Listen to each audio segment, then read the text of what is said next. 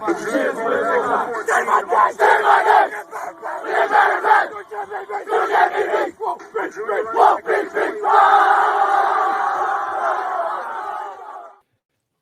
in, everybody. Red, White, and Bills. This is the post-game report.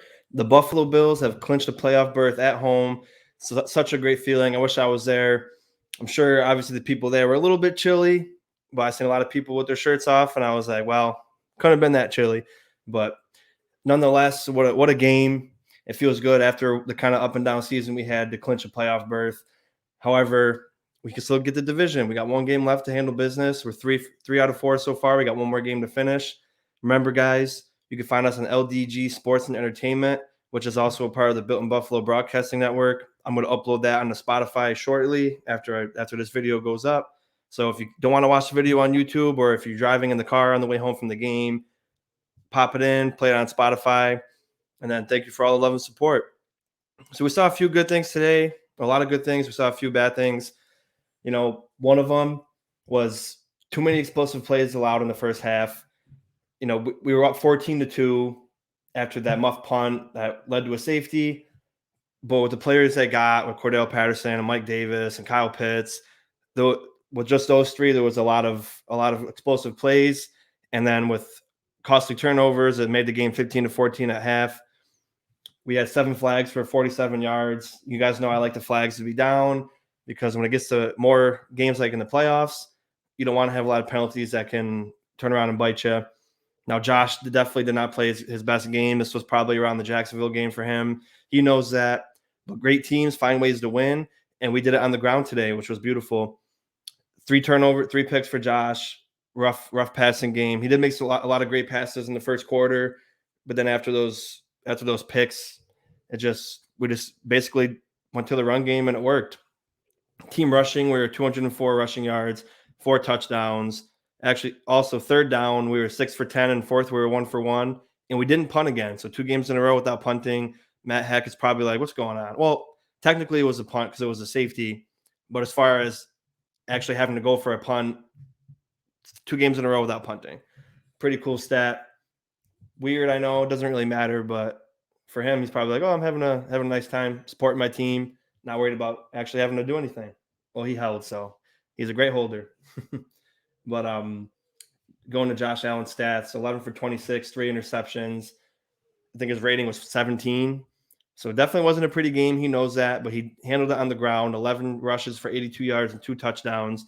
My man, Devin Singletary, who I've been pounding my chest for since he was a rookie, 23 carries, 110 yards and 2 touchdowns. And he was looking solid. His touchdown runs, powerful. He wasn't afraid of contact. He was quick. He made something out of nothing on some of the runs. And this is why we got Devin Singletary.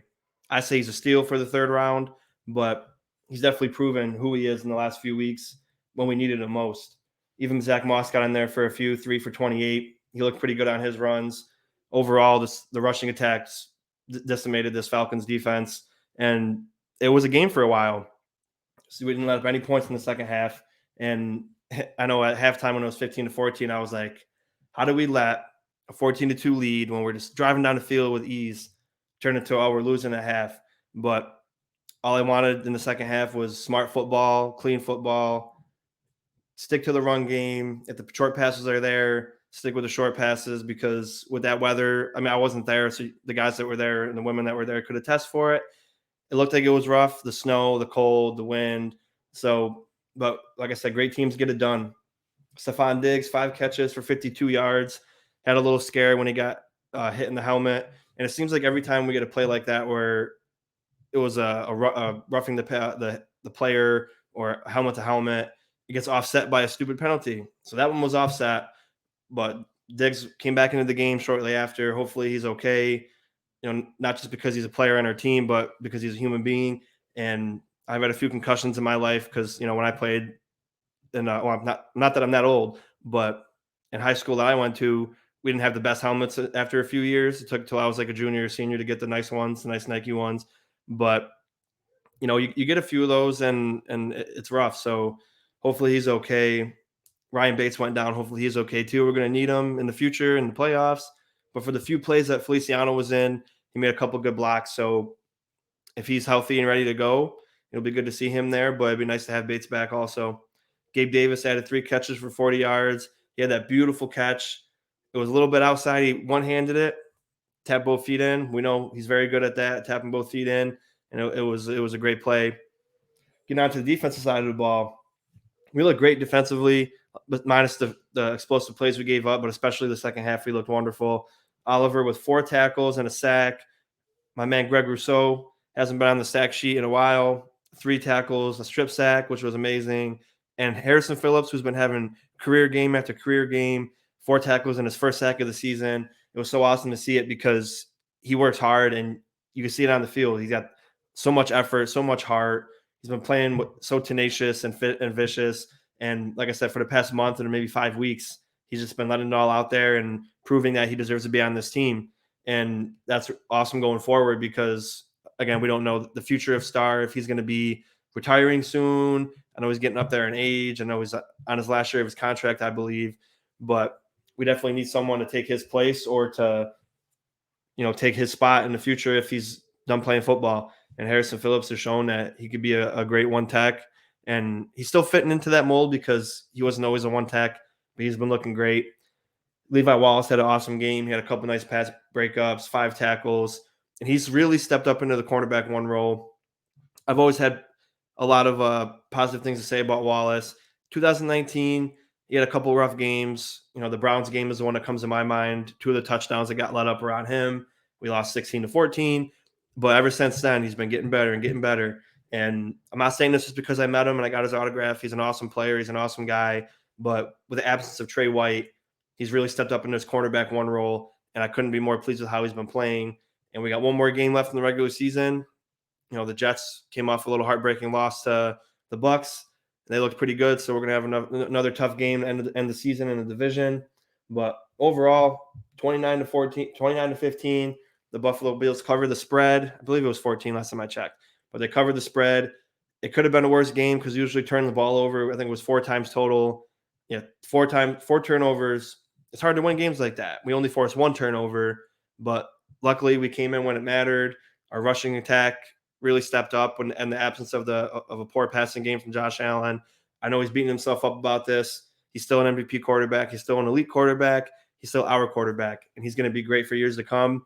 And it's games like this where I always, again, guys, I know it's bowling, and I know it's not the same as football, but I was always told in bowling, no matter if you got a strike or you got a 9 and you missed a spare, all that matters is the next frame. Josh Allen's really good at, if he messes up, he moves on.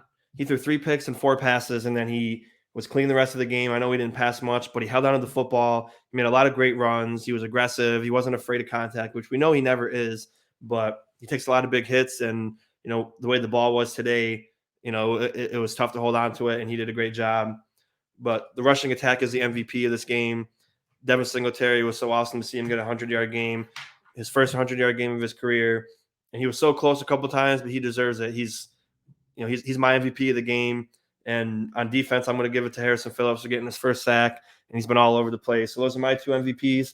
You guys let me know who your MVPs are for this game. It feels so good to get a clinch playoff berth, especially at home. For the fans that were there, you guys deserve it. We all deserve it. It was nice to finally have it happen at home. So cold or not, ugly win or not, it was great to get it clinched. And now we got the division left. It looks like the Titans are probably going to get the 1 seed with the Chiefs going down to the Bengals today. So we could probably see us getting a 3 seed maybe at the most. But if we can clinch that division, that's 2 years in a row AFC East champs, and we'll get guaranteed at least 1 playoff game for the Buffalo Bills. Thank you guys for tuning in. Like, share, and subscribe. We're 2 subscribers away from 200, my next milestone. I couldn't have done this without any of you guys. I hope you enjoy the content. I'm going to keep bringing more. I'm going to keep getting better at this. If you guys have other ideas you want me to talk about or anything you want me to do, let me know. DM me on Twitter, Instagram, or Facebook. Also, you can message me on here. I'm on call this week up until Friday, so I might not be able to do a live show because if I get called during the show, I got to leave for work. But next week, if you guys want to do another live call-in, just let me know. Thank you guys for all the love and support. Until next time,